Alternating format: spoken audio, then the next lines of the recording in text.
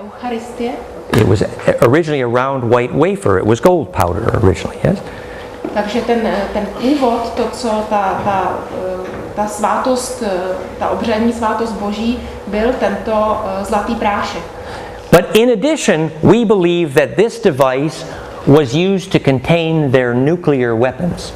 Ale my věříme, že tato zbraň tvořila podstatu vlastně nukleárních zbraní.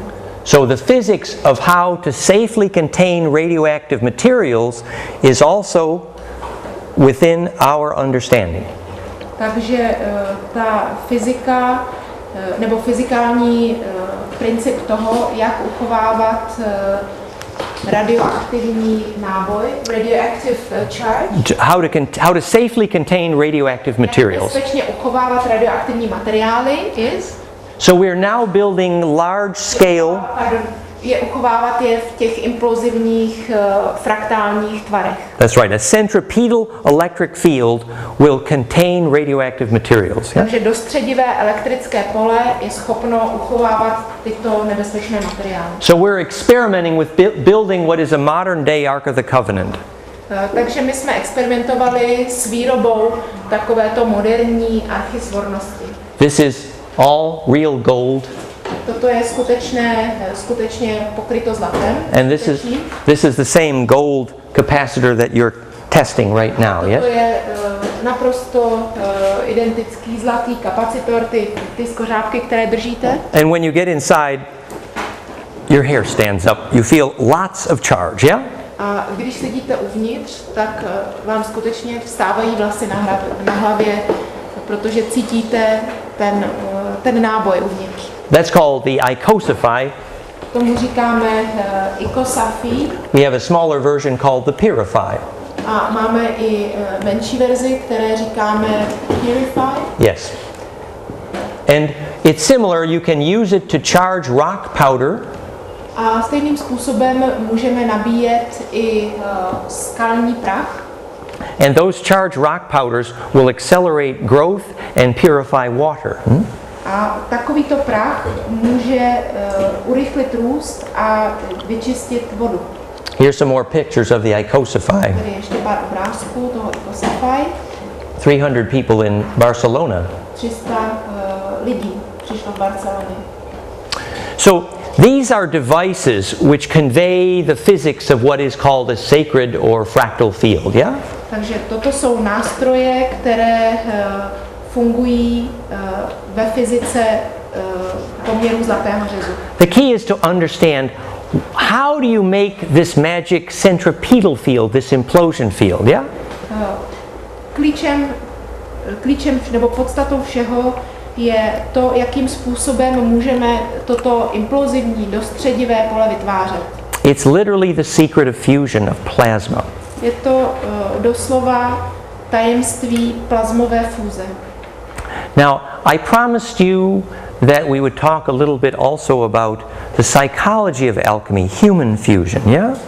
Já jsem vám slíbil, že budeme hovořit také o psychologickém aspektu alchymie, o fúzi lidí. And also introduction to Vincent.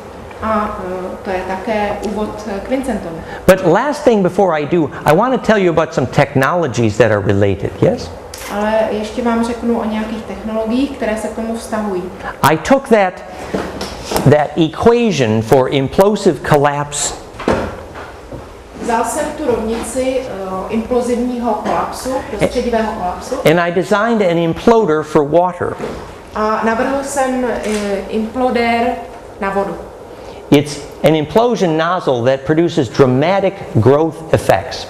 Je to implozivní tryska, vlastně, která je příčinou velkého nárůstu růstu. Let me show you what the water looks like when it comes through that implosion nozzle. Teď vám ukážu, jak vypadá ta tryska. It looks like a magic ponytail, yeah?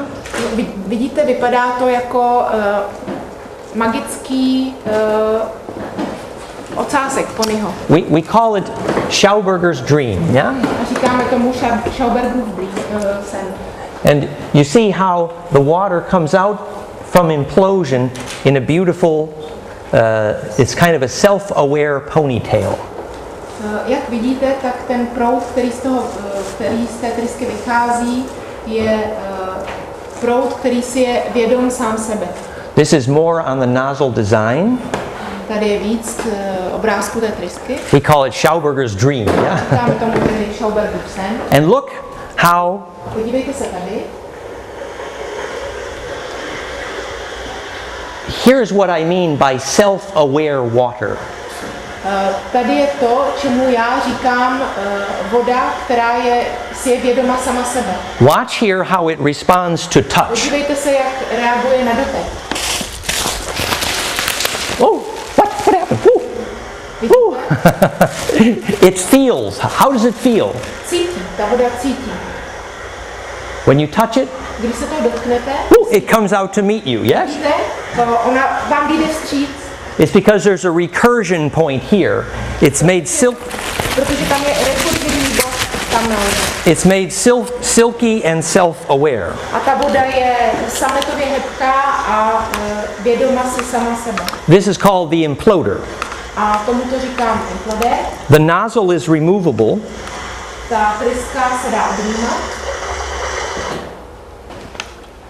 And we observe a 30 to 200% growth increase in plants for agriculture when you implode the water first.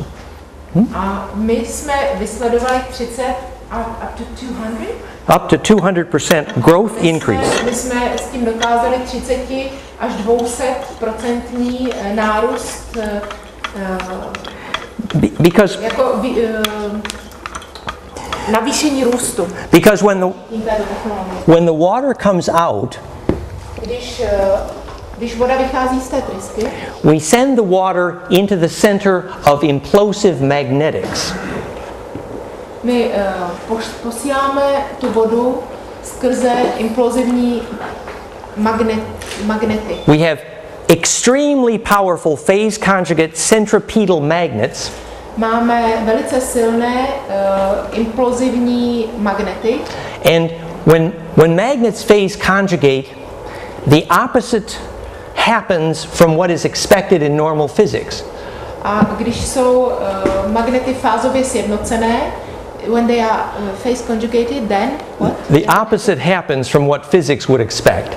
A tak pokud jsou fázově skonjugované ty magnety, tak dochází k naprostému opaku toho, než co by fyzika očekávala. This is Toto je, these are two-cylinder magnets, toto jsou dva válcové magnety. and the black tape is the North Pole. A ta černá páska je severní pól. This is the South Pole. A to označuje jižní pól. In this case, the like poles of that magnet are attracting. The like poles. The south attracts south. V tomto případě jižní pól, namísto aby odpuzoval, tak přitahuje další jižní pól. It's good if your physics teacher falls off his chair at this point. Tady by bylo dobré, aby profesor fyziky spadnul ze židle. But the fact is that in certain circumstances, the like poles, which would normally repel, actually hold themselves together. Za normálních okolností, kdyby se ty dva stejné jižní magnety odpuzovaly, oni naopak se přitahují a drží při sobě. Phase conjugating magnets. Yeah? To jsou fázově konjugované magnety. Now, magnetic fields that conjugate, they restore compression. Magnetic fields that conjugate restore compression, yeah? Takže magnetické pole, které se zde spojuje, vytváří implosion. Magnetic fields that conjugate restore compression. Aha, takže magnetické pole, které zde konjugujeme, vytváří kompresi. This is Znovu napravuje tu kompresi. These are the frequencies of magnets. This is the frequencies of magnetism which in FDA study, in medical study, eliminated pain dramatically. Tady se díváme na frekvence, magnetické frekvence, které podle studie FDA, medicínské instituce, Dejhot? When you send magnetism Výrazně snižují bolest. Yes. at some part of your body, like supposing you had a wound, a pain in your elbow. Představte si, že byste měli nějaké vážné zranění tady na lokti. We know from Dr. Elizabeth Rauscher's study which frequencies of magnetism you apply to eliminate pain. Tak víme podle studie doktorky Rauscher přesně, jaké frekvence způsobí, že ta bolest odejde. I later calculated and I was able to predict which frequencies eliminate pain because it fits my equation for phase conjugation. Já jsem to později studoval a přišel jsem na to, že ty frekvence, které jsou ve zlatém poměru, eliminují bolest. In other words, pain is a fractal that's bleeding. Jinými slovy, bolest je fraktál, který krvácí. Or another way of putting it, Jinými slovy, to eliminate pain, you restore compression. abyste se zbavili bolesti, musíte obnovit kompresi. In other words, if you make the implosive flame, the living plasma is refused and held back together. Yes? Tedy jinými slovy, if you can restore compression, když jste schopni znovu obnovit tu kompresi, then you eliminate pain. tak jste schopni odstranit i bolest. You cause the magnetism to implode. Vy způsobujete, že magnetismus imploduje. Another example. Jiný příklad. These are the frequencies of light which make photosynthesis. Toto jsou frekvence světla, které způsobují fotosyntézu. This is the frequency of light, green, that does not make photosynthesis. Toto je frekvence zeleného světla, které nespůsobuje fotosyntézu. These are multiples of Planck length times golden ratio precisely. Toto jsou násobky Planckovy konstanty, které Multiply Planck length times golden ratio, you get here and here exactly.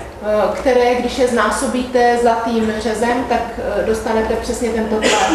So, photosynthesis is an example of fractal alchemy. Takže fotosyntéza je konkrétním příkladem fraktální alchymie. We call these frequencies breathing into Gaia. Tyto frekvence nazýváme dýchání do Gai, do země. Now, obviously we can't do all of these fun science stories tonight, yes? Rozhodně nemůžeme se zabývat všemi těmito zábavnými vědeckými pokusy. Poor Diana would get tired. A Diana by byla unavená. But I'm just going to close with a little bit about the psychology of alchemy. Ale já to uzavřu trochu když teď pohovořím o psychologii alchymie. Then we're going to take a short pause and we're going to introduce Vincent. Pak si dáme malinkou pauzu a představíme Vincenta. But I just want us to have a flavor of how important this alchemy story is at a human level, at a psychological level. Ale já bych teď chtěl jen zdůraznit, jak velmi je tato psychická nebo alchymie psychiky důležitá. How is important for? At a human level, at a psychological level. Pro lidstvo. You know, I have dedicated a big part of my life to measuring when human beings experience oneness. That's my specialty, is to measure that. Yes? Já jsem velkou část svého života věnoval tomu, že jsem zkoumal momenty, kdy lidstvo, nebo jak se lidstvo dostává do jednoty. I invented the word heart coherence because I invented how to measure it. Já jsem vynalezl slovo koherence srdce, protože jsem vynalezl způsob, jak to měřit. This is heart coherence of two people linking hearts, yeah? Toto je koherence nebo soudržnost, soustažnost srdcí lidských.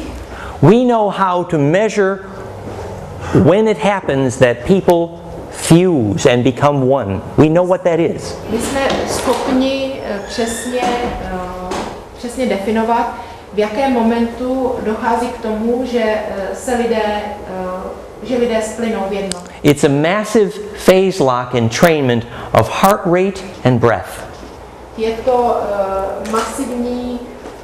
masivní fázové propojení. Heart rate and breath.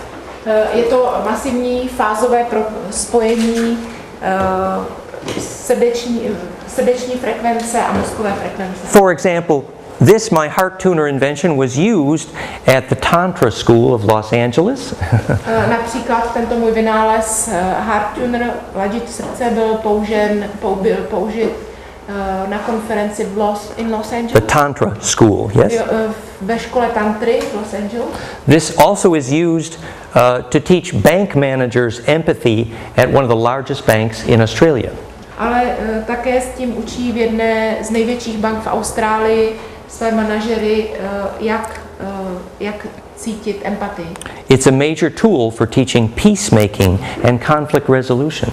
Je to základní nástroj, jakým je možno učit vytváření míru a fázovou konjugaci. So what does this have to do with alchemy and Shakespeare? Takže co to všechno má co dočinění s alchymií a Shakespearem? See, Vincent is going to explain, I hope, about how Shakespeare came to Prague. Takže Vincent by nám vysvětlil, aspoň doufám, jak vlastně Shakespeare přišel do Prahy. And learn the real principles of alchemy from John Dee and Kelly. A naučil se skutečné alchymické principy od Johna Dee a Kellyho. Now we do know that every major literature study, when you ask them what was Shakespeare writing about, they will tell you the psychology of alchemy, how to make oneness.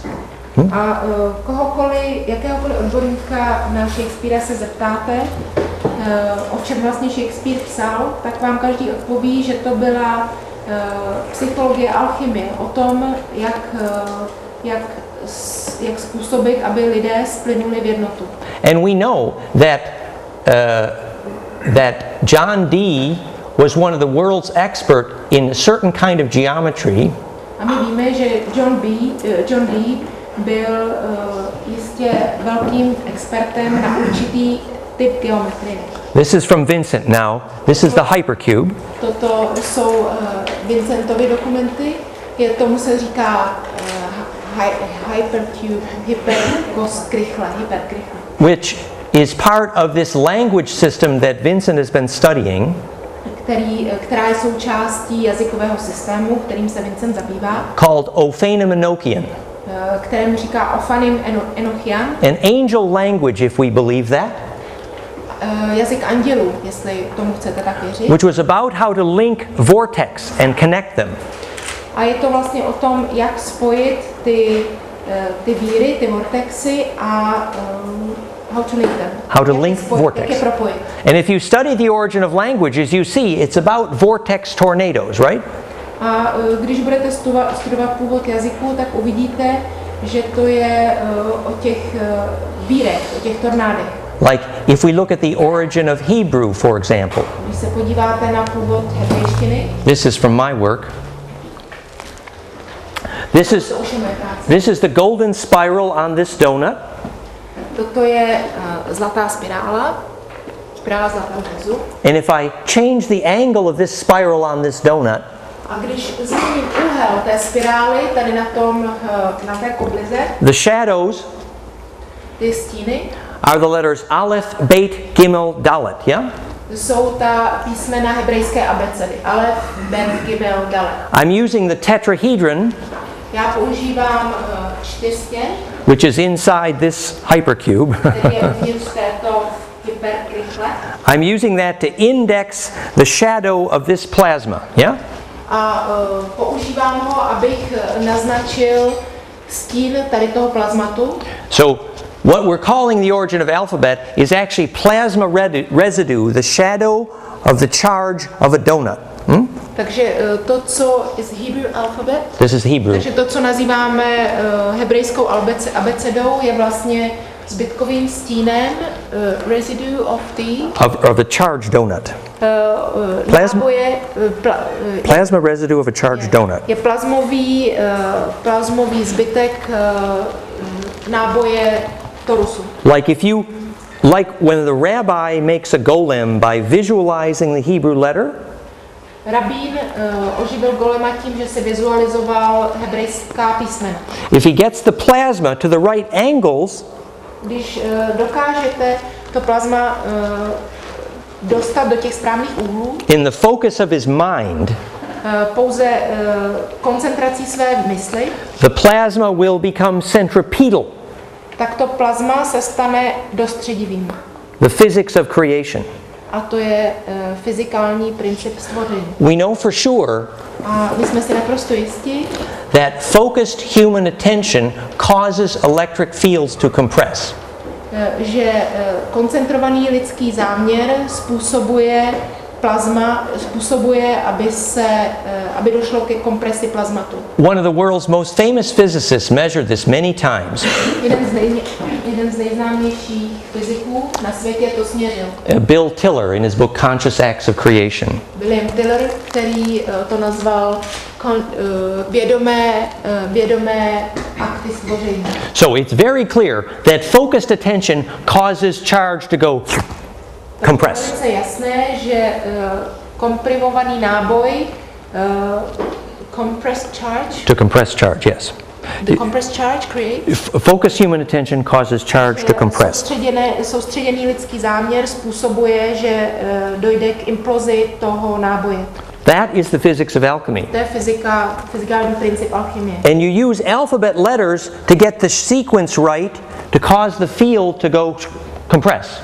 A používáte sekvenci těch hebrejských písmen k tomu, aby ten náboj implodoval, aby se dostal do středu. And I would make the point that later Uri Geller claimed to measure that focused human attention measurably reduces radioactivity. A chci tím také doložit, jak Uri Geller prokázal, že soustředěné lidské vnímání prokazatelně snižuje radioaktivitu. And we know that it was measured 11 times. Bylo to změřeno 11krát. That when 1 million people meditate together, když milion lidí medituje dohromady, there's a dramatic reduction in solar flares. Dochází k dramatickému poklesu solárních výbuchů. That is a compression effect. Takže to je následek komprese. That is the alchemy of implosion, yeah? To je alchymie imploze. So this business of how to make centripetal forces is essential to our destiny. Takže dobře se naučit, jak tuto implozi vytvářet, je důležité pro naši budoucnost. It is essential to the solution to rapture in 2012. Je to esenciální k tomu, co očekáváme v roce 2012. And I would add it k tomu zlomu. A já bych přidal k tomu, dodal. It is essential to understand the nature of evolution itself, how to get more centripetal. A je esenciální, jak poznat, jak se stát dostředivým. I wanted to just point out before we leave this alphabet as plasma residue story. A než opustíme tady ten příběh o zbytkovém plazmatu a abecedy, that when you look at origin of alphabets, když se podíváme na původ abeced, you also find the origin of Sanskrit. Také zde najdete původ sanskritu. That if you take these same shadowgrams, takže když se podíváme na ty samé samé grafy stínů, shadowgrams, what does you call it? The play of shadows? Isn't there a play famous? Jo, je to, jak se nazývá ta hra stínů, hra. Right? Stínové divadlo. This is a play of shadows, yeah? Je to hra stínů. And if you take the crownlet tagans that the Hebrew rabbis use, the Hebrew rabbis use tagan or crownlet. A židovští rabíni používali tyto korunky to tell you where you are in the tetracube. Aby vám ukázali směr, ve kterém se nacházíte v tom čtyřstěnu. Because this is a wave guide into the mind of the ancient shaman, yeah? Protože toto je vlnový průvodce v mysli šamanů. If you take those and instead use a vertical and horizontal bar, když vezmete tyto geometrie a aplikujete je na horizontální čárku, to orient you in the tetracube, abyste je orientovali v tom čtyřstěnu, the same shadowgrams are Sanskrit. tak zjistíte, že ty stejné grafy stínů vychází v sanskritu. And we have the graphics. We won't do it now, but we have the same evidence for the old Hungarian. It's the same tetracube. Já tu grafiku mám, ale tady to nebudu ukazovat, ale to též vychází pro staromaďarštinu. Rovás írás it's called, yeah? Rovás írás se Yeah? tomu říká. So the point is that if you understand this symmetry to make implosion, takže ta hlavní věc je, že když chcete porozumět symetrii, která vytváří implozi, the real physics of alchemy, tu skutečnou fyziku alchymie, how you make the implosive charge, yeah, how you, jak se vytváří ten implozivní náboj, yes, that is the final form of self-empowerment. je to nejvyšší forma, jak sám sebe posílit. So I've just given you a little taste of some deep mysteries this evening, yeah? Já vám jenom dám jen tak lehkou ochutnávku velmi hlubokých mystérií. We do have some DVDs and books here, but they are in English if you're interested. Máme zde DVD a knížky jsou ovšem v angličtině, pokud byste měli zájem.